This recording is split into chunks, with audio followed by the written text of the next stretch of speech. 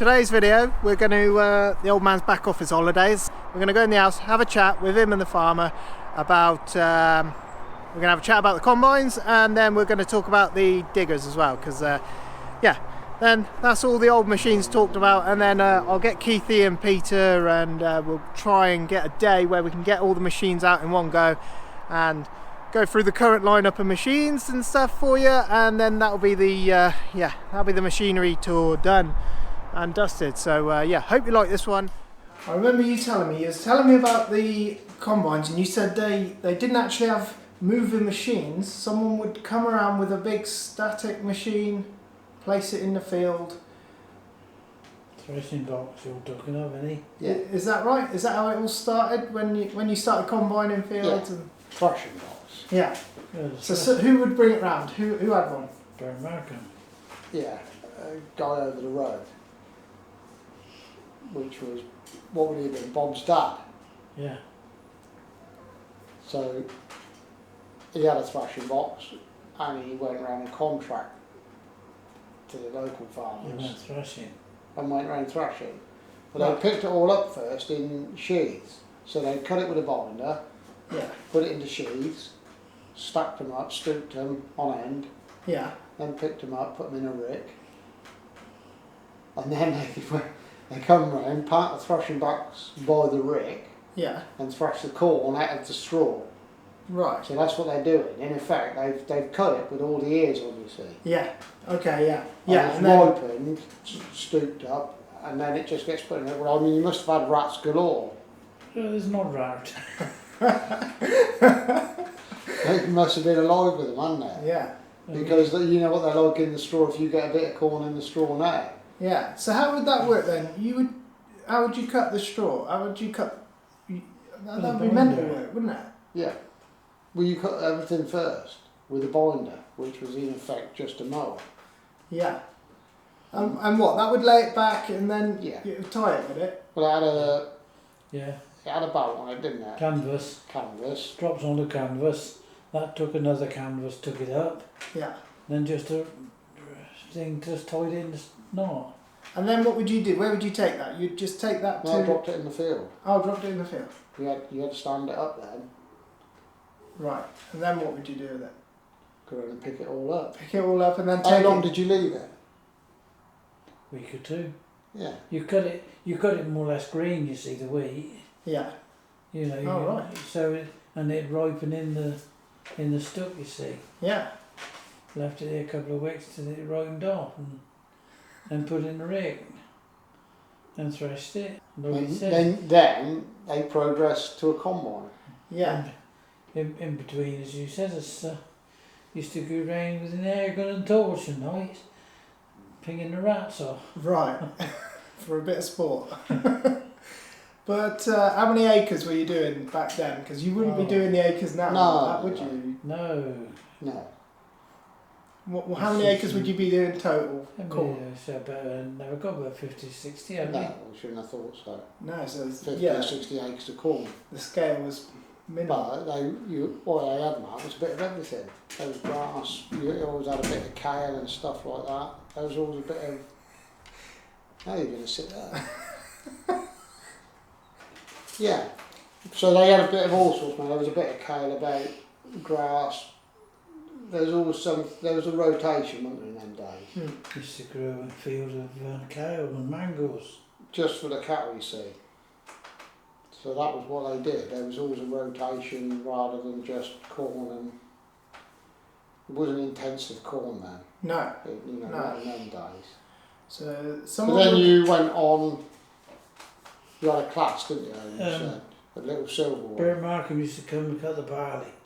And that was a godsend then, see, because he'd cut the barley, you know, because that was always a prickly stuff. And he always itched afterwards. Always itch. So the trouble Yeah. is, it was no So other in that did he patch. have a combine then? Bert had, Yeah. yeah. He got two. Yeah, An old 7.8 and the 726. yeah. The old 726, he was got electric lift on it. Just a starter motor to pick the header up. And they were class, were they? No, that was a massive. Masses. So they progressed from a thrashing He- box to the same man that had the thrashing box. He had 2 combines. Right. So he then came round and did it for you. He come and cut the barley. And what did you think of that back then when he went from that box to a wheeled machine? Well, I said it's a wonderful job when he cut the barley Yeah. because it's And you were telling me, is that when you then stood there with the bags and the corn went straight into a bag? Corn was went in the bag off the combine. Yeah. So somebody stood on the back of the I combine, didn't remember they? as a bagger as old 726. Yeah. As a bagger, I used to bag them up, then you throw them on the floor, then pick them up again. Yeah. But that would still have been easier than what you were doing. Oh yeah, yeah. It was, it's just a step forward, isn't it? Yeah. And you were saying a dusty old job. Oh, it's got a bit dusty, mate. There was no cabs, was there? No, because if you was on the wrong side of the threshing box, as you said, you was in the dust all day. There wasn't no getting out of it. No. I suppose that's where they got the term called farmer's lung, wasn't it, from that? Well, you was continuously in dust, even in the combines in them days, Matt. There was no cabs. No. So you, even as kids, we used to ride on the combine. Didn't Yeah. we? You was just sat in the dust.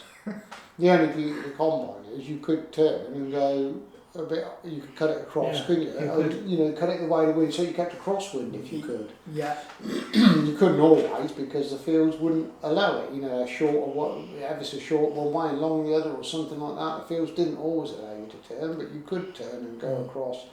On the 2 classes, you sat in front of the tank, wasn't it? And if you got tailwind, Yeah. there was no way of getting out of the dust. You grin and bear it. What did you have then? Did you have like I know you progressed onto a mast, didn't you? That's before you even had your own combine? Oh yeah, but that was a lot of years later, wasn't it? That We was used when to- we were kids. we Those used to have masks that. came around. Yeah. Used to have that, used to blow air and over the from the back. They had a visor that you could flip up. It was a bit like a crash helmet, but what it Yeah. did is shot air in the back from the back of your neck Yeah. with a little motor and, Blew a it fan, over the front. and then it blew it over your head and down the front, so it was always blowing the air down your face, blowing it out the bottom, if that makes sense. Yeah. So you weren't sucking in dust. No. And they were good, weren't they? No, I mean, they certainly. made your face, they fitted tight around your face with a rubber. Those good things. You know, they weren't very nice to wear, but You they stood in the kept out dust, Yeah. but you wasn't breathing the dust, No. if you see what I mean. They were, primitive, but better than sat in the Well, dust back breathing the in the dust. day, yeah, definitely. But they didn't come, that was much later on that they came. They sat in Yeah. dust for years. Yeah. Yeah, They didn't come until we were kids. yeah. So so the old boy had 2 combines and he would come and do your He'd come and do the barley. yeah. We'd still thresh the wheat, because Yeah. I was taller Right. and I'd tie a decent sheaf. A Yeah. barley, I wouldn't tie him. I'd only tie a bit round the ears. Your sheaf was very short, Yeah. and you had half loose all the time. Then he progressed on to your own combine, didn't you? Yes, bought the old silver combine then. I made a sunshade of. That would have been a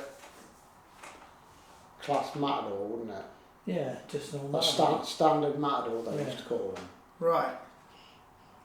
I don't know how big a car, 8 foot, something like that, 7'6". Yeah, I can't remember. It wouldn't have It been wouldn't be no very size. No. Because you couldn't No. take the header off, you see. No. You never took a header off. No. It was all part of it, was You it? just drove it down the road wherever you wanted. So they would have been no width, would they? No, like you said, it's about 8 foot. It's about, Yeah. And I think that giant matador, I can remember you buying that, I can remember that being about, because the next one was a giant matador. I think that's So a bit that wider was, cut. it was, I think that was 10 foot. Mm. That was 10 foot, I remember. Because I remember our band having that Clayson that was 13 foot cut, and I remember all of us looked at it and thought, Christ, what a thing, it was 13 foot cut, and it's like, Yeah. Giant thing. Yeah. Massive bloody thing. And are these combines that would pour into a tank? Yeah. Yeah. So you didn't have to stand there with a bag on No, those. just put it on bulk and Yeah. But Just what dipping. they used to do, up at Beckley, you had barley, there was grew spring barley up there, Yeah. and you always bag that. Do you remember to go up in the loft? Well, So not they bad, had what they had, Matt, was basically a giant bathtub with two spouts on Yeah. with a handle. So you hung your bag on, they were Hessian bags. Yeah. So you hung your bag on the bottom. He would empty the tank into this bathtub type thing. That would, I don't know, what would it be? Yeah, still Five remember or it. 6 foot. Can you remember it? Yeah, and like I said, then when you're bagging one, you see, you're hanging the bag on the other one. So the two spouts, you would in the bag on, pull the lever, hang the other bag. This one's full. Only the same as the So you were always bagging 2 bags. Yeah. You was always busy. Yeah. same as Take how one boy off. clean your own. Did you? Yeah. Did he see him going? Did he? Yeah. Yeah. Yeah. Yeah. so, I see. so you was always doing something, and as kids we would bag it. Me and Nobby, wasn't it, in them days, and Jacko was about. You could hardly lift the bags. I couldn't lift them. No. I'd hang the bags on and pull How them much would a back. bag weigh? With a barley, they wouldn't have been that bad, would they? Underweight. Underweight and a half on the acid, Irish sacks. Yeah, the barley wouldn't have weighed that, would No, it? no. I couldn't lift them as kids. You could just, No. like, you know, you 100 could hang weight them and a on. half is 75 kilos? Yeah. But Look at me learning. Nobby and Jacko were a bit bigger than me, and a bit older than me. Yeah, that's So heavy. so they 75 would kilos, do it. massive. You'd never move that on your No. youngster. And Yeah, they used, you what would. they used to do, they used to lay them flat along the front of those red trailers. You know the 20-foot red trailers that he made? Yeah. So that they would lay 2 along the front, then stand the others up to them. And then while he was gone convoy another tank, we'd tie the tops as kids. Yeah. So they were all stood on the trailer then with the tops tied, and then they'd take them back from Beckley, back to the farm at Cheltenham, put them on the elevator to go up in the loft, Right. to go in the mill. Because the mill stood under, we made it so it stood underneath the loft. Yeah. You just had a hatch to Just pour them to into. Yeah. the arch. That's all you had to do. Right. But it's a long, convoluted job. Well, in them days, you used to carry them Yes. up the steps, didn't you? It was a better job we used to have in the mill sheds because we had the mill with the tractor on. Yeah.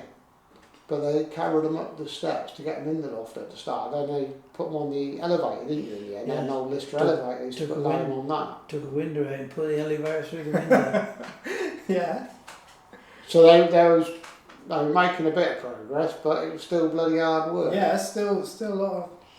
And then they tinned it round. I don't know who came up with that idea. They tinned it round and went on the bulk trailers and augured it up into the mill, didn't you? That's what you done. You know, so had it loose up. So the it was bottom, loose up didn't there it? for years, wasn't it? All the time Yeah. we were kids, it was loose up there. I can remember the bags, you know, at the start when we would have been, I don't know, 11 or 12. Bobby something used to like have a wheelbarrow, chuck it in a wheelbarrow with it. that. Yeah. Took the wheelbarrow down the chute. Yeah. And it was still much easier, you know, it's still, that then was a progress from bags because it went into bulk.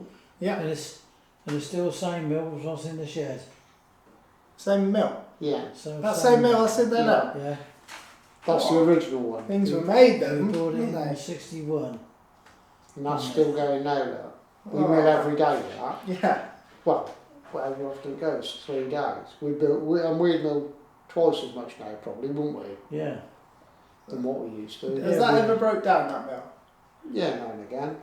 But everything's easy Not a and lot. serviceable. Not a lot, really. no, there's a spring on it that will break now and again, aren't there? What's that? Against the rollers. They used to break a leaf in the spring, then they put 4 leaves in instead of 3, and that didn't break And nowhere broke near since. so many in. No. We ain't had one for a long We time. hadn't broke one for ages. I expect, I bet it'll go now. We'll be showing you that next But week. yeah, won't we? exactly, this is what we're at. I expect you still They'll burn the bolts out now and again. Yeah. But me and Pete had to go at the motor, didn't we? Straightening the motor up, and that transformed it. Mm. You know, it wasn't playing up. It just got slower and slower, and then we had to go with the motor. And we decided it was only driving on one bolt. That's what we decided Ah. because it was a bit. Did the bolt come loose or something, and that just let it twist around, and that slackened the outside We, So it's valve. only driving on one belt, yeah. so immediately she's driving on 2 bolts again, and away it goes. Yeah. Solid. I mean, that giant Matador you had, Yeah. they used, you know, you'd run up to Beckley and places like that. to do what they were doing, Yeah. but it was a bit prone to breaking down, wasn't it? It was but like all machines, you know, it was a good machine, wasn't it? It was just, they were simple, dead simple. And it was all levers, I suppose, levers and chains and pulleys. Just pull a lever, tighten the belt, and away you went. And it worked. Yeah. Then you went and bought one from Ted Edmund. Bought Ted Edmonds. That was a nice Conway. That was a New Holland. 135, wasn't it? Yeah. And that was that was immaculate. If I When you remember, had that, it was beautiful. still sat in the front of the tank. Yeah, wasn't it it was. Yeah. Yeah. But that was a lovely bloody machine, wasn't it? It was really, you know, compared to what he'd had with that old giant Matador. Yeah. Was an older combine, and then this 135 was, I expect, known. That was about 6 years old when I went Teddy. I was going to say, Did he change them every 3 years? I think so. He changed one every 3 years, and I think he ran the two, so this He one ran was 6 two. years old. Right. And it was beautiful, wasn't it? I remember at the time it came Yeah. like Was brand new. Were they still were they yellow like they are now? Yeah. They were? Yeah. See, because Class and New Holland, you're going back a long way, aren't you? Yeah, but You know, the technology if you look at the design then, Matty, of a standard straw walker combine, it ain't changed Still the much same. since. Yeah, it hasn't changed much from No, so thrashing box days. You strip the panels away, everything's yeah. just a bit bigger. If you strip that, if you bought a 135 here, Yeah. New Holland, and you had a look at that underneath, you would recognise a lot of the parts and a lot of the. You would instantly. Still be the same. It'd still be the same. Everything would be bigger Yeah. and scaled up. And Yeah, that's all electronics, you see this. And Yeah, also, you've got more drums in them now, so they put a drum in front of the drum and a beater on the back of the drum and stuff like this, trying to make them run faster and thrash the corn better, Yeah. which they do. Yeah. You know, you're poking, you know, that New Holland would have been 12-foot cut, wouldn't it? Yeah. That's what it was. But that was, from what you'd had, that was bloody, that was a good machine, wasn't it? Oh yeah. So you like that one? Yes. What sort of And then, I'll tell you, Okay, and yes. then Uncle Mick was changing his, and we bought that Class off of Uncle Mick. We ran the two combines for a few years, because Brian Bustin drove one, and I drove the other by then. Yeah. I don't know, would that have been a Senator, I think? I think Yeah. that was a Senator. Yeah, that Class Senator. And Uncle Mick, So you had a New Holland and a Class Senator yeah, at the same Uncle Mick time? was changing his combine. Yeah. And I don't know why or when, but he said, well, we might as well have that other one because we've got a bit more to do, I suppose. And we ran the two combines for a few years. I don't know how many years, 4 or 5 I would have thought. But you'd only cut sort of 15, 20 acres a day, you see. Yeah. You know, no people do it after tea. Yeah. Yeah. Yeah, that's it. Then from that, I went out and bought Eddie Massey, didn't I? Yeah, exactly. 665. Yeah. And That looked alright when it come. Yeah. Was that the first one with a cab on? Yeah. yeah, and aircon. You were telling me about that. It was a hell of a thing, wasn't it? Oh, bloody hell, immaculate. I mean, it was 14-foot cut, went like Billy O. Yeah. But you only went to the other end of the field and it'd break down. Then you got to walk home. It's probably best not to go into too many expletives about it, to be fair, because it was when it was going, no issues. Yeah. But it spent quite a lot of time not going. Right. And it was a Massey. Massey themselves, was it? A pure yeah, Massey? 665 it was. Yeah, spent a fair bit on it for the first year, didn't Yeah, it had a lot of issues, mate. Shafts, and we had, you know, I can remember a shaft going back across the back of the cab that drove from one side of the combine to the other, took all the power. The engine was right down the side of the cab, so the cab was sat on one side with the engine right by the side of it. Of course, it was as hot as fire. Yeah. the bloody combine would catch fire every day without fail. Catch fire? Oh, it's a right pain. We never had compressor in those days, not a big compressor. No. So you used to wash it off with water, have the pressure washer, and if you didn't wash it off, if you left it in a field somewhere and thought, well, I'll go back combine the next day, Yeah. I will guarantee the dust would be settled on it, on the engine, and it would catch fire. It just sits along the manifold. Yeah. It was just a god awful thing. It's probably why Peter is particular. Every morning we blow it Oh, off, yeah. don't we? Because Yeah. But a new one will, mate. A new Yeah. common. We've had, that going on to what we rolled on to then was a 68. That would catch fire 34. Yeah, but we just blow them off. yeah. But in the end, the Massey, we were glad to see the back of it. Yeah. That's probably the best way to put it. Yeah, you said it caught fire one day, didn't you? Well, I had the fire engine one day and they wanted to cut a hole in the tank, and I said, well, what for? And they were like, well, it might be burning under the core. And I was like, yeah, good job. But I hadn't cutting a hole in the tank. They put the fire out because it was one that I must have been away from home. I can't remember now. I don't even know we got the fire brigade there. Perhaps somebody brought them from along the road. I've no clue. Then it caught fire around in Thomason's, didn't it? Not Thomason's, in Bill's it was. I drove it into Thomason's, Yeah. and I could smell it, and I knew what was going on. But it just did. When you just got to know because it was such a regular bloody occurrence. Yeah. And I think we'd just got a mobile phone at the time, because I remember having the phone and ringing you up. You were, Glad was at home, and it was like, the bloody combine's on fire, you better bring a drop of water around. Don't rush. Don't rush. Oh God. So you were fed up with that at the end of that one? Oh, it sent you bonkers. Did So, that- and of course, the first thing he'd said to me when we brought the thing was, well, I got it back in. He said, well, I thought you'd have had a yellow one. Yeah. And the one there, do you remember? And I was like quite chuffed with this thing, 'cause it was all shiny paint and looked really nice, but actually it was a bloody bag of bones. Pain in the arse. But I learned a lot from it, Matt. The same old story. You make a balls up, you bloody well learn something. Yeah. And what I did learn from this thing, because of course we'd been through it or looked at it. Well, of course, as a kid, all I'd looked at really, you'd looked round it, obviously, but you looked at shiny paint, which it got. Yeah.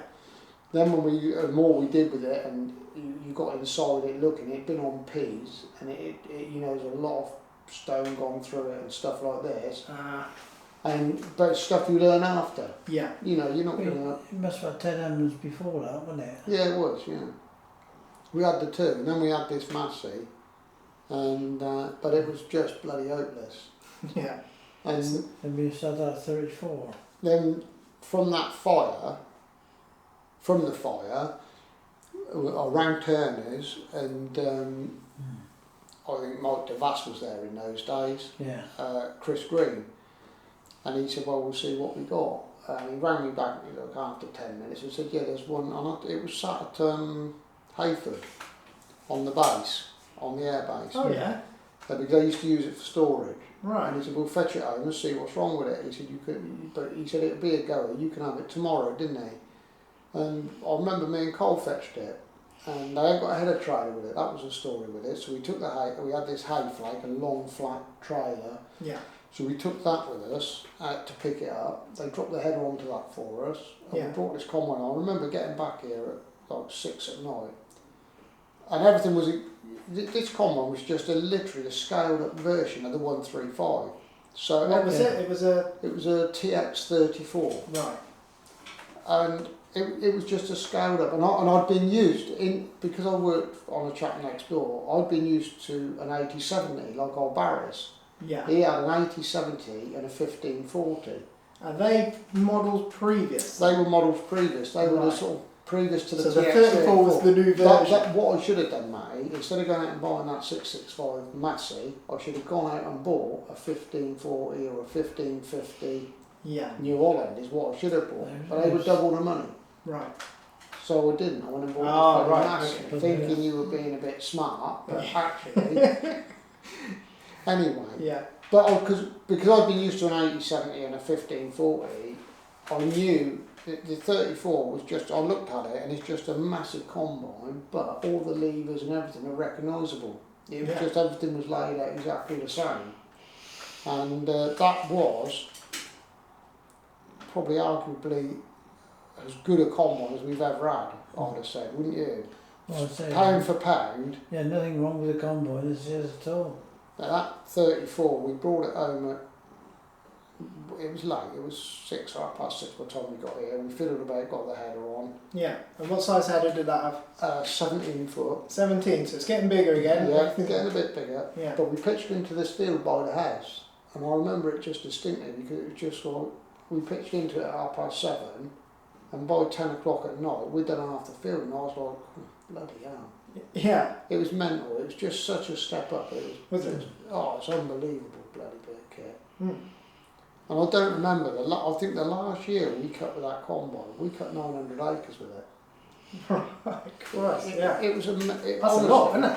For, we kept that, Matt, for 7 years, didn't we? Well, for some years, yeah. And absolutely no bullshit. Mm. We were cutting a minimum probably of 500 probably at the start, Yeah. and we just kept, bits added and bits came, and somebody said, can you just do this, boy, and just do that, we'd go and do a bit for someone else. And we would have been cutting with it 750 every year, and then 1 year I know we did 900 with it. Yeah. In all the years we had it, in the 7 years, we only ever lost. We broke down one night, and I can tell you exactly what it was. The shaker shoe bearing went, and it rattled the bottom sieve a bit.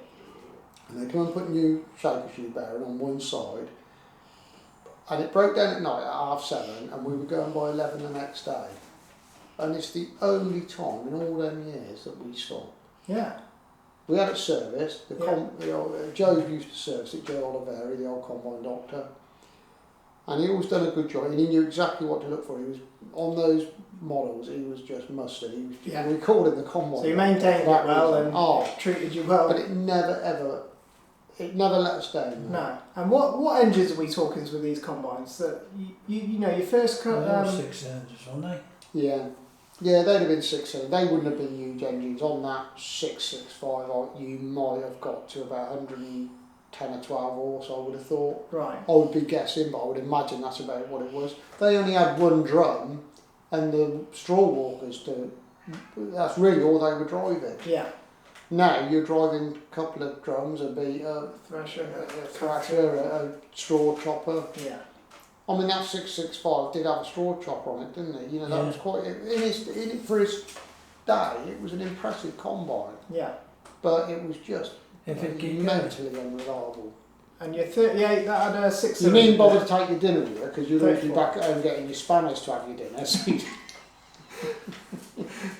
You know you're coming back at some point. exactly that. So what did your 34 have? It was a New Holland engine or what engine would that be? Ford, right? No, I think that was Iveco, I think. I ain't 100% I couldn't on tell that. you. I thought it was a Ford on them. I might have been thinking about it. I think it was. Ford engine. Yeah. Hmm. Yeah. Ford engine. Thinking about it. The 68 was Iveco. That was the 34 then went. Yeah. Because we were getting a bit more to do all the time. We got 68. And we which is had bigger. we went to Turner's, and they had the set, they had that 34 back.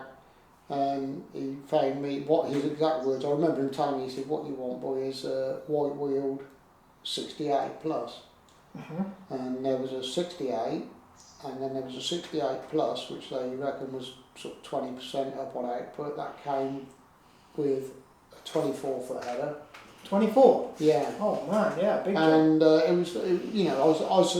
suppose in this day, the 68 plus would have been as big a combine as they did.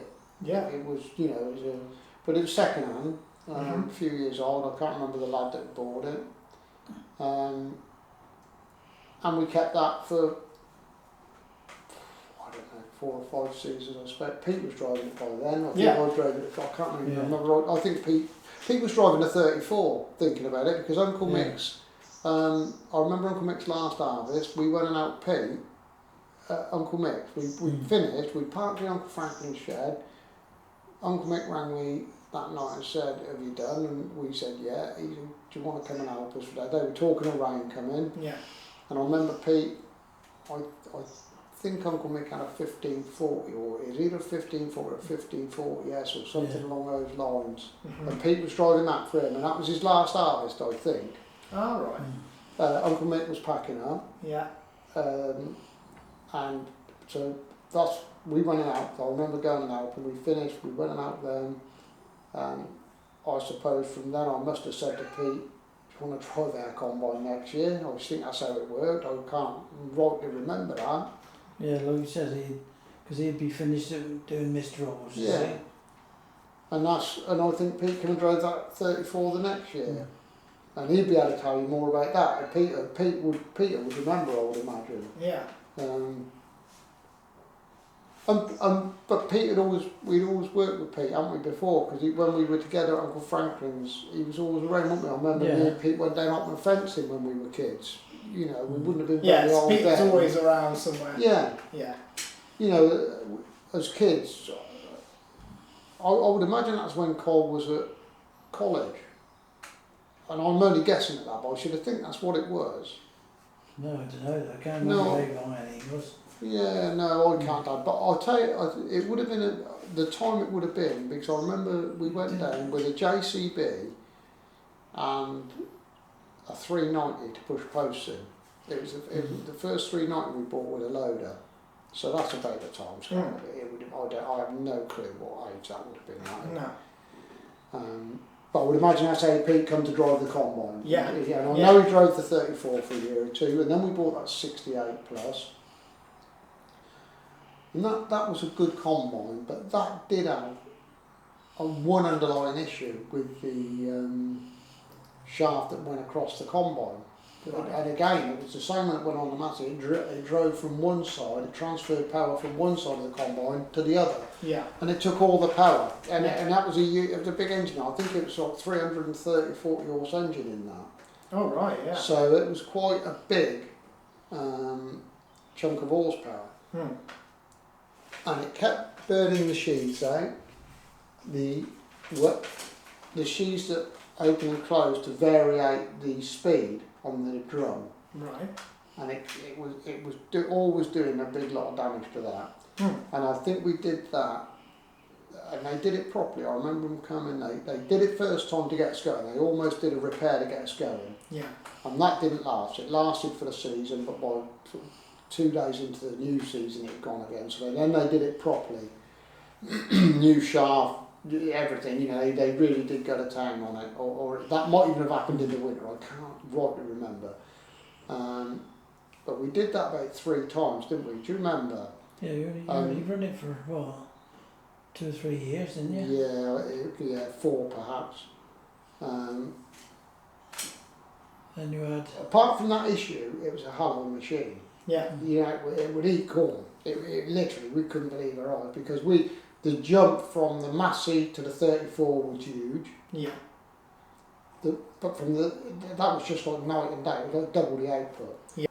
But the jump from the 34 to the 68 was the same again. Right. The 68 plus was the same again. It was just for us, it was just like, Christ almighty, this is a serious bit of kit. Yeah. So harvest went quite quickly that year. Well, not really. We were probably cutting, Oh, so you had 1,000 or 1,100 acres then. Yeah. So it was doing its work. It was, it wasn't having an easy life. It come off a farm that had done 500 acres. So Right. it wasn't having an easy life particularly. No. And then by then we were doing 1 or 2 shows and looking at these combines, and they got the CX series there, and they were showing me, because I'm a bit nosy, they were showing me, I was seeing how they gain their output, because they got a lot more output out of these machines. Yeah. And what they'd done, they had made the drum diameter, they couldn't go any wider because there's only a certain width you can get down the road. Yeah. So instead of making the drum wider, they'd actually made the diameter bigger. Yeah. And what you have to be a bit careful with the salesmen, because if they can blow smoke up your arse, they will.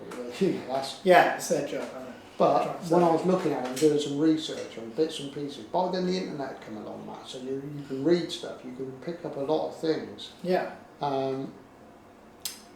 we had a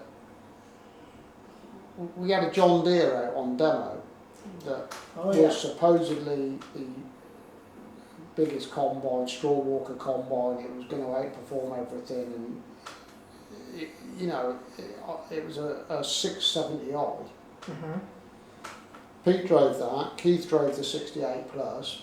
Well, the John Deere, it was a lovely machine. You know, the cabin, the spec was beautiful, but actually, it didn't leave the 68 in the dust. It wasn't something that you looked behind and, you know, the John Deere was halfway up the field and you were still it wasn't a million miles in front. No. So we actually thought to ourselves that wasn't perhaps the way to go, and bearing in mind that we'd had one hiccup going away from the yellow combine, we thought perhaps that wasn't the right way. Yeah. It was a good combine, don't get me wrong, but it wasn't streets in front of that 68 plus, which we were led to believe it probably would be. Right. So then I was looking at the CX series, and the lad was telling me what we were running. He asked me what we were running, and I told him, and he said, this thing will be 25% up on that.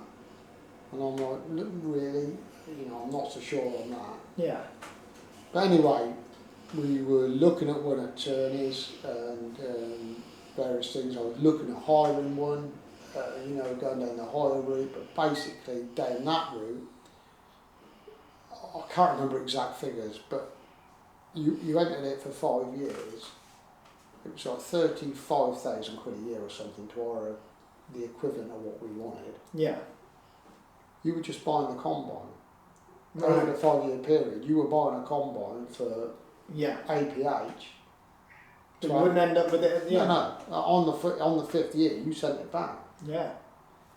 So I was thinking to myself, well, that's madness. You might as well have a hire purchase agreement, and at least the combine will be yours at the end of it. Yeah. And it's going to be worth a few quid, whatever way you look at it. Yeah. A 5-year-old or 6-year-old combine is going to be worth a few bob. Yeah. So that was pretty much where that's where that CX8070 came from. Yeah. We had a deal on that from New Holland. It was a 12-month-old one, and there's a lot of those always around. You know, there's but that was another step up, wasn't it? You didn't keep that one long. Well, it's a massive Couple of step up. years. You know, Because you couldn't hold a header. The only issue with it,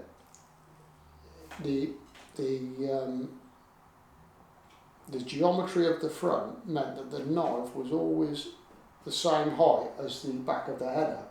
Yeah. So it tended to bulldoze. Yeah, the back would push before the knife Yeah. would cut, wouldn't it? And it didn't matter at all. On standing corn, this thing would just fly. Yeah. It was just unbelievable. Yeah. You know, I don't say that, you know, they might have got New Hollands and Masses that will do the same now. I have no clue. I wouldn't even be looking at them. No. Peter loved that combine, didn't he? That was our previous one to the one we got now, wasn't it?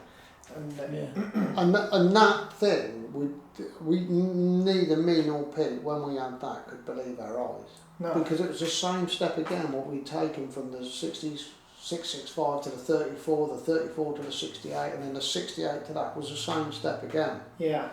And set properly, Christ, that thing would eat, and it still does. They are just brilliant. Yeah. Combine and reliable. The only reason we sold it really was because of the header. Yeah. Right. But Otherwise, you wouldn't have sold it if you could have we- adjusted. Yeah, we wouldn't have sold it. Nah, it was reliable. Never stopped. No.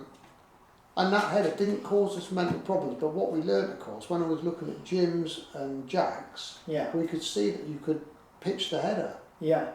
So I'm asking Turners, well, can't we do that on ours? Well, yeah, you can, but you've got to buy a new elevator trunk in.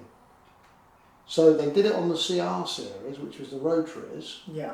but they didn't do it on the CX, which were the straw walker ones initially. No. And And, you know, and then of course I found out, well, yeah, you can buy it, your newer models have got it. yeah. Because you were toying on the idea of just changing the trunk in and Yeah. having it pitched, weren't you? Yeah, but Rather it was big money. Yeah. You know, we were looking at all sorts. We were looking at putting bigger wheels on the back. Can we pitch the combine forward with bigger wheels? Yeah. The art is to keep your corn stood. Yeah. But it's If never. you keep your corn stood, there's no Sounds issues. But No. it was and is, and the lads that bought it, I'm sure, will be absolutely over the moon with it Yeah. because I know what they've been running. They told me what they've been running before, and I know this thing would be just streets and streets and streets in front of that. Yeah. Just a fantastic combine. And then we come to our one that we have now, which we'll do a walk around with Peter. With Yeah. it. Well, it's identical, mate. It's Yeah. a bit bigger grain tank, bit more horsepower. Is the 8 penny different? Not a bit. No. It's you know, it's just not. Why do they? Because they've got the three models. They've got the 70, the 80, and the 90, and they increase the horsepower through the range, but Yeah. you don't get any more output, do you? Really? I know when you're chopping straw, you I get mean, one of it. They're saying when you're chopping straw and damp corn and things like this, mate, so you know you need a bit more horsepower. If you were on banks, you would need a bit more horsepower. If you were trying to unload on the banks yeah. and chop your corn, you know, you're yanking along, you're putting on, I don't know what running combine weighs these days, 20 tonnes and plus whatever you got in the tank probably. Yeah. So, you know, so you do need power. Yeah. But people would be able to tell you more on that. Whether it's adequate power or not, I have no clue. Not allowed in it, so. No. Well, we didn't get we didn't get good enough corn to really test it last year. No, and in between you've gone on to spring corn and you've not got the yields. No. That's the top and bottom of that now. And the winter crop wasn't that wasn't what I was a good crop.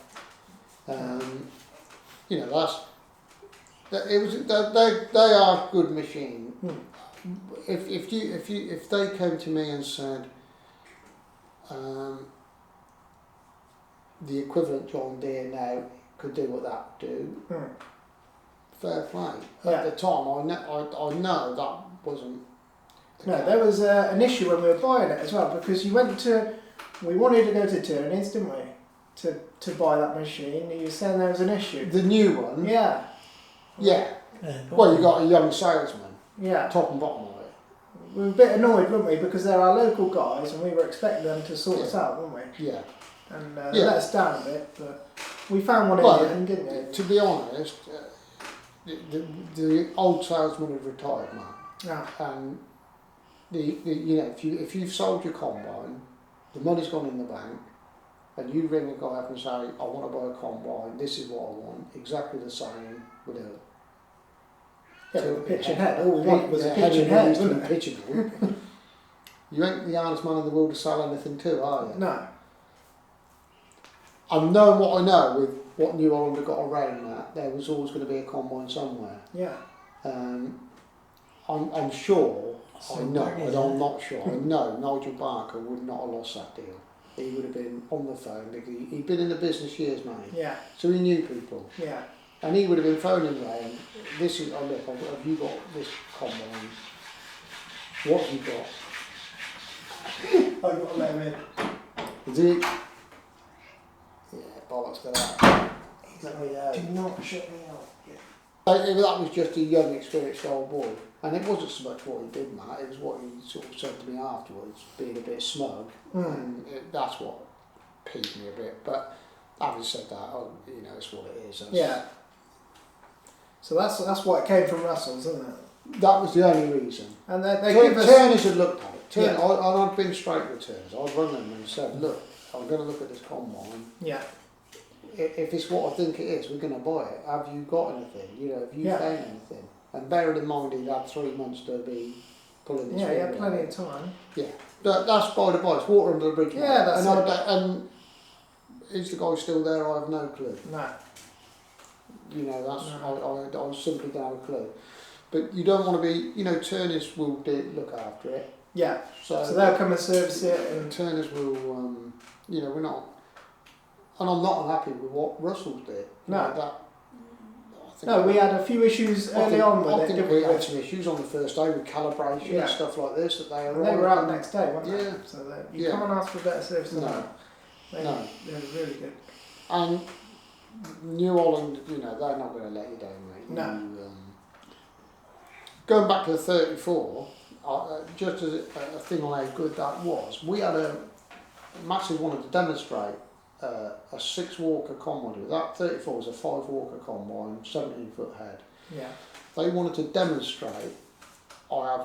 Peter would remember the model, but this thing arrived in the yard. It was as big as Cheltenham Church, 20-foot head on it, 6-walker, and it was going to be, do this, do that. And we'd left some corn for that to cut. We'd left one field a week, because we were on beans by then, so we'd left one field a week to cut. And I remember the day it came, it was just a beautiful day, it was just fantastic. It was as good a day as you'd ever get to cut any corn. Yeah. And this thing threw corn out the back like there was no tomorrow. Pete was creeping along, literally. And, I was taking the piss, I was on my 34. And I left him a little strip down the field, and I said, there, Pete, it was obviously about 5 foot wide. I said, you might be able to keep up with me now. And this lad was in and out the combine, trying to do this, trying to do that. He was and didn't live up to its name. Oh, Christ, it was. And that was a Massey as well, was it? Yeah, that was a Massey. That's you wouldn't buy a Massey combine. I think it was a Massey Beta. I think that was the model. To look at it looked fantastic. Yeah. It What do Massey do now? They do their new one is they label it Fendt now, don't they? With their ideal stuff. Yeah, I mean they still run. I think they still run that range of combines and stuff. I don't know, mate. To be honest, Matty. But you would never buy a Massey or a Fendt combine. Well, you just you knew Hollands. I wouldn't say never, but no. You wouldn't be looking at them. No, probably. That's what you grow up with. Probably not. It's what you know. No, I would say probably not. No. Fans have much more money anyway, no? Mm.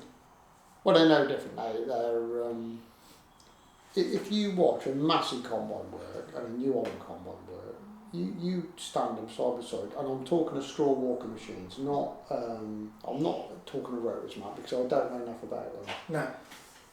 But Massey always seems to me to be working at half the speed again. So if you look at a New Holland that has probably got something that's running at 800 RPM and doing a beautiful job, and Massey always looks to me like it's doing 1200 RPM and doing a crap job. Right. And it's almost like they're speeding it. It just looks like everything's running too fast to get the same result. Right. And I'm not sure they do get the same result. No. We use the straw walker ones, and that's purely for straw quality at the end, because we do a lot of baling with straw and round bales. And well, we sell a bit, mate, and the first thing they will pick up on if you're selling straw is into the horse trade. I'm not talking them into cattle trade. If you're going to put it through a straw blower, there's no issue. If you're selling into the equine, they want good straw. Yeah. And if it's short and chopped up, they don't want it. No. So that's the reason we're still on straw walkers. Yeah. I mean, I've got no experience in the race. The only experience I've got is what I see Jim and Jack doing. Yeah. When they were with us. So that's the only experience we got of that. Yeah. And if you're not worrying about straw, then no, the output on those is supposed to be a little bit greater, isn't it? Yeah. That's what they're for. But if you're chopping straw and stuff like that, that's what they're for, isn't it? They ain't fuzzy about the straw. No, exactly. Yeah. If you're not worried about the straw and the output is higher, then that's what you go for. If you're looking for a higher output combine, then that's the way. Yeah, then you've got to go to the what do they call it? CRs, don't they? But I've no qualms. Like for like, I don't think we'd be looking at any other.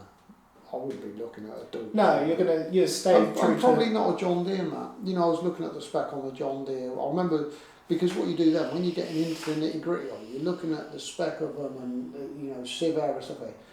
Very rarely on a Walker combine will you lose your corn over the sieves.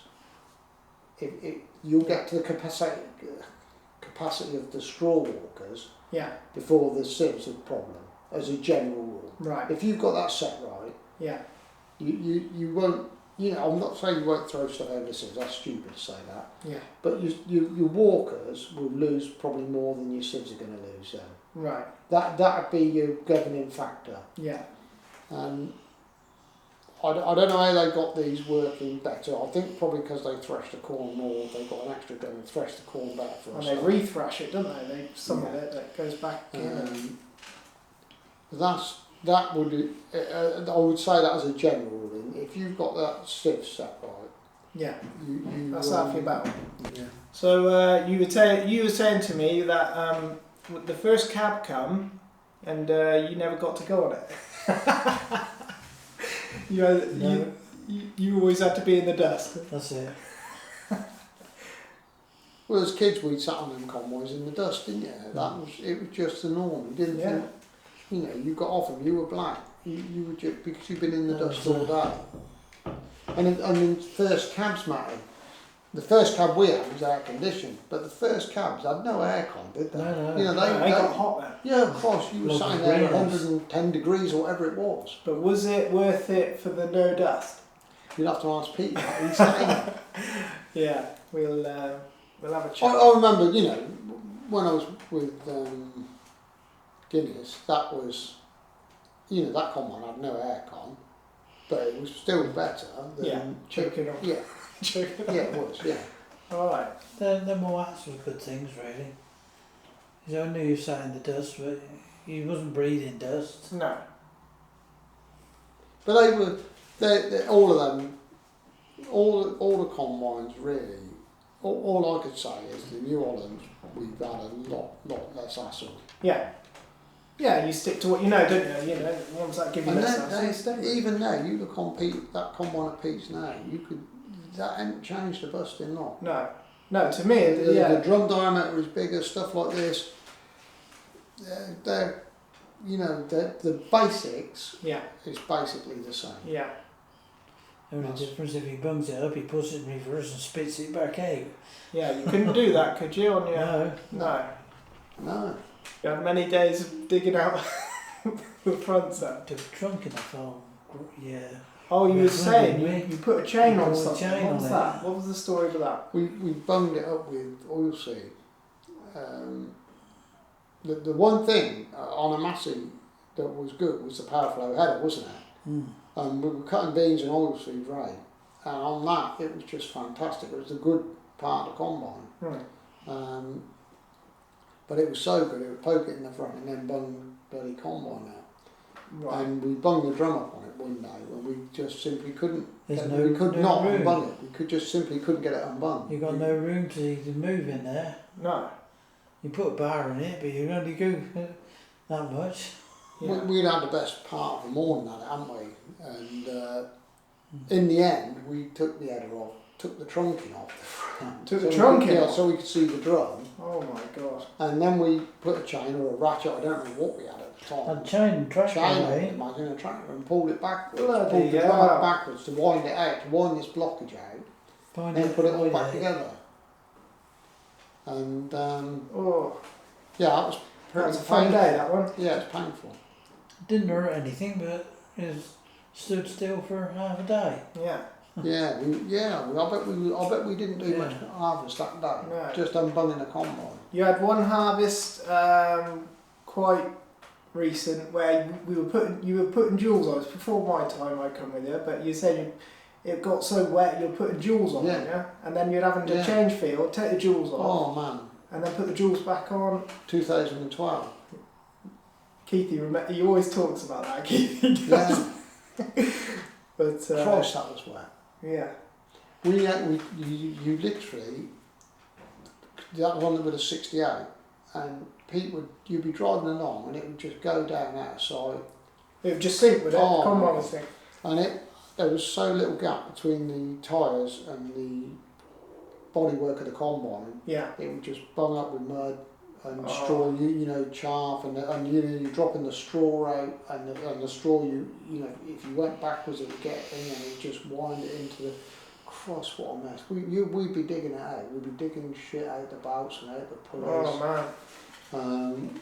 Bending the panels, if you weren't careful, you would bend the panels because this mud would just build up and then just bend the panels. So you was always digging it out before it got to that stage.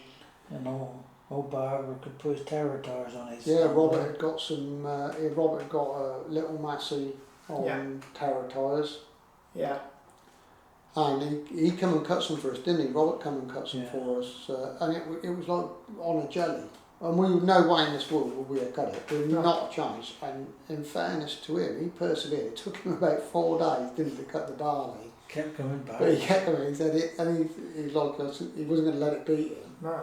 So he cut that for us on terrace. He was, Yeah. he was like a dog with a bone. Right. Wasn't going to be beat. But we then went and bought some dual wheels Yeah. for the 68. Yeah. And that made a big difference, did it? Yeah. Allowed you to travel. Yeah. Oh man. Because the Americans, they go everywhere, don't they? It's Yeah. less compaction. We'd Yeah. do it here, but you can't get down the road with them. No, Can it's you? bloody awful. Because Yeah. everywhere you wanted to go change, you had to take the wheels off, Yeah. drop them off. The Americans back go on. everywhere. 'Cause Yeah. they just go, you know. Oh man, you roads couldn't, are get wide down, you enough. couldn't get down the road with the thing. No. The thing was, it filled the road with single wheels. Yeah. And then you Peters put does dual- now, doesn't it? Yeah, you put dual wheels on it and it was just like bloody hell. Yeah. Thinking about that, we've had a few wet harvests though, because we put that 34 on Russians. We had a big set of Russian tyres, 32-inch Russians, which are the equivalent now to the 800s. Yeah. And we ran that on those for, we didn't take them off, did we? Do you remember? We only took them off when we sold it. They stayed on it for a couple of 3 years. No, So we must I have had some remember, bloody wet harvests at some point. Yeah. And I suspect they'll come They again. come. Yeah. They come and go, and you Yeah. forget them, and Yeah. they'll be back again.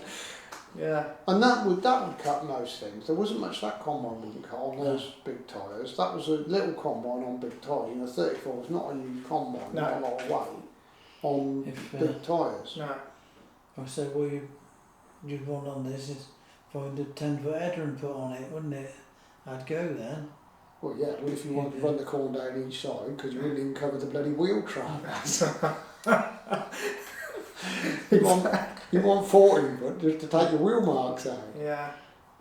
Oh, the arses, you can't just fit stuff these days with all, because all the headers are electric and Yeah. header height control is electric, so you've got to have, it'd have to be right. You couldn't just go and adapt something to fit to No. get it going, because Peter would be throwing up error codes and Christ knows what on his computer. It'd be like Charlton Disco. Yeah.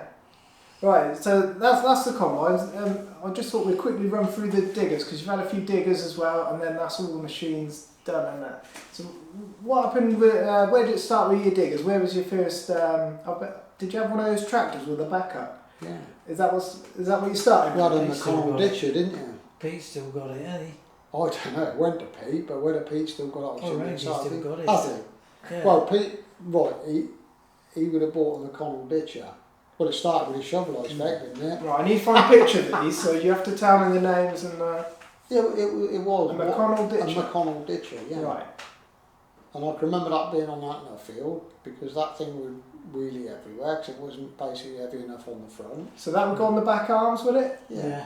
Right. Yeah. So much weight on the back. And what was it? Just And an arm? I rang Pete has it on that little massey of his. Yeah, he could do it. You know, so he must have a job to steer it. Yeah, just an arm. Right. It would slew, Yeah. it would slew each side, 180 degrees each way. Yeah. So that was, I suppose in its day it was a good tool, better than a shovel, wasn't it? That's what you say. Yes. I've done a good bit with it. I've done a few footings out for Burnley with it. Yeah. You know, with a phrase. Yeah. Oh, right, yeah. I dug a few footings. Then you had that, I reckon that must have been a 3D, it was a bloody giant, It was all Billy the old red Evans', thing, wasn't it? wasn't it? Billy Evans' tub. These huge things. Whether it was a 3D or a 4, or did they do a 4? I have no clue, Dan. Yeah, I expect they did. It's but- a big old thing, because I know yeah, I think boom- now you say that, it might have been a 4C, thinking about it. Because the boom, went up a long way. Yeah, Is this another JCB. JCB. Oh, So it JCB would have 4D? been I think a 4C. 4C. And did it have a bucket on the front? Yeah. Is it one of those, Yeah. the one- Yeah, just like you'll find a It's picture got of ordinary that, an bucket, old isn't it? school JCB. Yeah. But And it's they had a massive, seat it's that close- turned all the way round. Yeah, that's it. It was clumsy as hell, wasn't it, Dad? That was back when we were only little. Bit Then. more brute. I could hardly push a clutch on that. It was a joy. It was just clumsy. I that thing. can't remember how long we kept it for, but we must have bought a 3C then, you see. Yeah, you did. That I can remember because it was a Mark 1. Do you remember? I'll tell you what we done. We put another engine in it. It ran on a Forza Major engine, and we buggered an engine up. Then we put another in. Sam put another engine in I it. reckon I got it from old Paddy. Wasn't it? It goes from them old Thrupney bit lorries. Yeah. She called it. Do you know what I mean? It wasn't very big lorries. It wasn't BMWs. Wasn't. Just got some windows down the front. They fit the same. Right. They just fit straight in. Yeah. So they put another engine in that. Yeah. Then we knackered that up. A number of, I don't know how many years later. We were muck spreading, and we blew the conrod out the side of it. And I remember at the time, I don't know who had it. We went and bought a 3C Mark We II. scrapped it, I think. Who was that? We scrapped it, I think. Yeah, you did scrap that, but Stood you down didn't. that field You, for ages. yeah, it did, but you went and bought one straight away. We had one almost Mhm. immediately. Because I know, got a hole in the side of the engine like that, Yeah. and I drove it down there, just drove it on the side Oh my with the God. hole in the engine. Oh my yeah. Jeez. And then we like I said, we bought another 3C. Yeah, Mark II. Mark II, it's a bit newer. Oh, I had a posh one. Oh yeah. Yeah, sliding door on the cabin, all sorts. That was- Oh. And the Rags old mate still got that, hasn't he? I don't know what happened to it. What happened to it? Oh, the old Diddy drained old Tom Oh, Crawford. yeah, Tom Crawford's. Yeah. I reckon he still got it. Yeah. Still Oh down right, there, still I being think. used. That's good. I wouldn't say being used, but it's still there. If I know him, he ain't never put battery on. Yeah, that's right. I remember that. Yeah, so that came and went. But that lasted a lot of years. We had that Like I say, 3C. had a fair lot of years. Yeah, we did. We had it a bloody long time. Hmm. They were awful things, mate, because they'd never keep them on the road. They would bounce and go all over the place. No brakes, no steering. Right. Once you got to where you wanted to be in a field, you were all right. Yeah. Just frightening getting there. Oh yeah. It wasn't as I frightening. bet they're for you. heavy on the back. It wasn't weren't as frightening for you as the car coming towards you. they? Oh my God. Did it have a bucket on the front as well? Yeah. Oh We man. had to catch him on the swing in. Oh. You had to. You didn't go anywhere fast. Let's put it that way. No. But they were. Hmm. I mean, bloody hell, we did a lot of work with Yeah. that, didn't we? Because we've done all the milking Yes. parlour at Cholton. You know, that was if you looked at it now, that would be a big project with an excavator. Is that the hole? Uncle Franklin was telling me the other day where the grain dryer is there. We'll probably have a look at this one day, but Yeah. he said they dug a pit out Yeah. and they did it with that machine. Yeah, it would have been done Yeah. with one of them. Yeah. Either Yeah. whichever one he had at the time. Have But you no, done- the milking parlour had a massive pit in the middle. All right. So you dug all your footings, it was in a hole anyway, so Yeah. you had to dig the hole out to get the water in, but then in the centre you dug a pit that was 4 foot deeper than everything else. Yeah. Well, you just plenty of JCBs on the road, don't you? Yeah. No, nowadays they're all 4-wheel drive. Yeah. But this one is only 2-wheel drive. Right. But you could push yourself along. Okay. Yeah. Yeah. If it got going that bad, you get stuck with it. You just stuck a bucket in and pushed it along. That's it. You know. But because you could only ever swing stuff, you The could side. swing 180 degrees, Matt, but if you're digging there, you only ever move it, you can only swing stuff and you... Right. Yeah. You can't. It's not like a digger Oh, where no, you go all the way down. there was no reach. You didn't have a huge reach No, attached to it. wasn't- You only probably get 10 foot away. Yeah. Wasn't so good digging the pond there because you was backed in there, see, and then you could only swing it so far. Yeah. But you managed, like everything else, you shifted stuff twice or 3 times or 4 times and you got yourself... And then You managed what you were doing, if that makes sense. did you progress onto a digger after that? We still We still pushed posts in with it Yeah, because when it wouldn't do it, see, we stuck the other load on the top. you know, that's, you manage with what you've got really. Then I think Speed had got itself up and running, and we used to pinches at Christmas and stuff when his gang would knock off for Christmas, so we'd do a bit with that, wouldn't we? And So I pinched this 4-wheel drive one a few times. you know, an excavator, and then you hired an excavator, and it was then, you know, Dick's excavator would come on times he wasn't using it, and we'd drive his a bit for him and stuff like that, and have it back in return or whatever. I suppose we hired once or twice, Matt, and then you think, well, actually, you might as well go and buy one. Yeah. So, They're handy to have, aren't they? So, yeah, well, old Graham was selling his Shit legs. Samsung, wasn't it? Yeah. It's only track one you had before. Yeah. That was 13 tonner. oh right, yeah, big machine. So I think we'd hired bits and pieces in between, mate. Where we do a little job, we'd hired little machines, and then Graham said he was selling this his Samsung, and just because of the way he is, it was just immaculate. It was greased every day, oil was changed. You know, he looked after it. It was a beautiful machine. Yeah. And we had that right up until it got ransacked. Yeah, we were over here doing some work, yeah. weren't we? And then the next day... I would suspect that probably would still be here. Yeah, there's not... Because he loves that thing. Yeah. He still talks about it. Yeah, it was a good machine. Had a quick hitch on it, which we hadn't been used to and stuff like this. So that was a manual quick hitch. So of course the demise of that, and of course by then you're thinking yourself, well, there's a bit of a job to manage without one. Yeah. And you know, if the few weeks that we hadn't got that, we were like, Christ. Yeah, we suddenly needed it more than we really realised. Exactly. So we went out and bought that Hyundai. Yeah. I looked all round at a few, Matt, and same old story. If you're willing, you come across people that are knowledgeable old boys, and when you listen to these old boys, everybody's got their personal preference. It doesn't matter whether it's tractor, excavator, they all tell you Hitachi is better than this, and Komatsu is better than that. Yeah. And this lad in Yorkshire, what he said to me, there were certain models to stay away. I wouldn't probably tell on camera what they are, but he did tell me certain models to stay away from. Yeah. And he was a font of knowledge. Yeah. And he was, you know, he hadn't got nothing in that I particularly wanted. No. And I said to him, I rang him because when I see this one advertised, and I said, what do you think of that? And he said, you'll have no issues at all. Yeah. And I thought, well, that's it. That's really how we ended up. And also, you were dealing with, I don't know the right word, mate.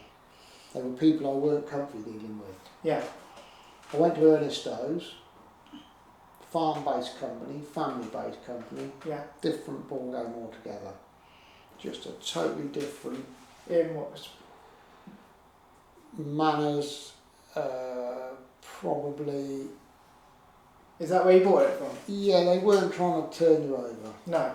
Oh, right. Most of the boys in the machinery dealers, especially on second hand, are not that worried about whether you're going to go back again. Right. They're not too worried what they sell you. No. And I was looking at machines with less hours on that were, you know, were much, you know, they got a lot of wear in them, a lot of play in them. Yeah. I looked at some lovely Hitachis, 2.5 years old. Obviously they'd seen a bit of grease from the day they went out. Right. You know, just, Yeah. Higher machines. if you look at the paint on them, they were fantastic. They were like a brand new machine. Yeah. The Hyundai, yeah, the guy was good. It had a short dipper on it when I looked at it. The machine next door got a long dipper, and I said,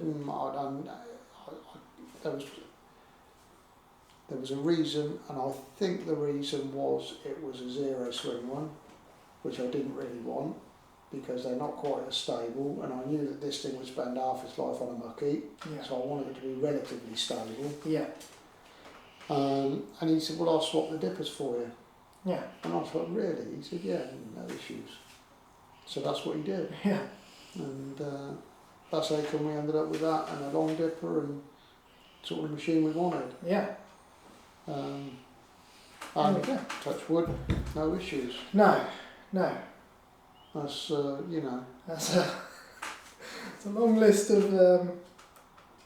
it's a lot of machines that you've been through and got and The JCBs were, you know, them old JCBs were almost bomb-proof, weren't they? Because you know, every round on them was over-engineered, man. yeah. Every part of them was over-engineered, but they were based on a tractor.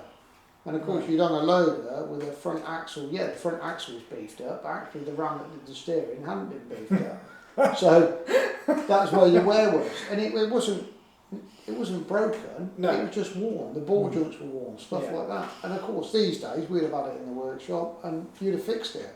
Yeah. In those days, you tolerated it. Yeah. Bit of play. Oh no, yeah,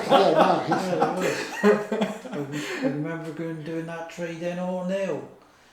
You couldn't stop. You had to push the old leg down, the table gently down, putting the leg down. When you got there, you push the leg, pick the back end up. I stopped there. Oh, that's it. That's it. Well, they were notorious. They had dry brakes in them. Right. So they were notorious for the brakes, not, you know, the brakes on an old school JCB, and I will say old school, you know, back in the day, they really worked or they didn't. So it either you put it on and it locked on and through the windscreen, or it didn't work at all. There was very little in between.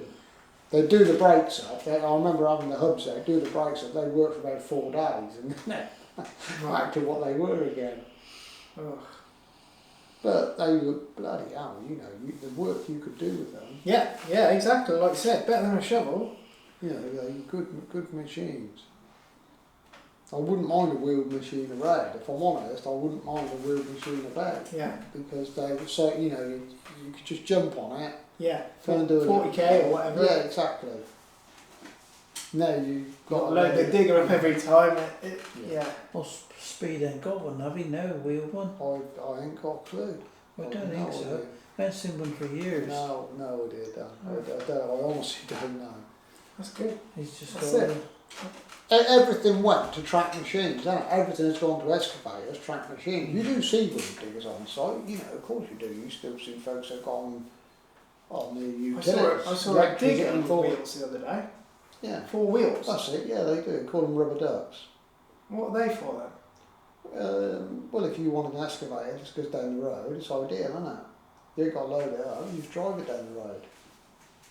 But they're a bit unstable, aren't they? Well, yeah, but they would have jacks each corner, mate. Oh, So they'll put have the jacks things down, Oh. and, you know, Yeah, I did but see how they're a bit more, you know, they're more specialist, aren't they? Yeah. Yeah. you They don't don't see a use them lot. on the railways. You see those lads on Yeah. the railways with them. Yeah, you And see what them they'll do, on they'll the put tracks. the, yeah, exactly. They'll put the rail carriage on them, on the jacks. They'll have the wheels for the railway. And Yeah. they'll just drive the saddle onto the line, put the railway wheels to fit on the rail gauge, Yeah. and, Away and you of go. course they just lift them just off so the wheels will drive them along the lines. Yeah. Yeah. The rubber wheels will drive on the On the track. drive, yeah, on the track. Yeah. But the tracks, you know, keep them in place. But yeah, so I've never driven on that, so I don't know. I would imagine they're a bit unstable compared to tracks. Yeah. Well, there we go. That's the it. story. There Yeah. That's good. There we go. Right. Thank you for that. Nice one.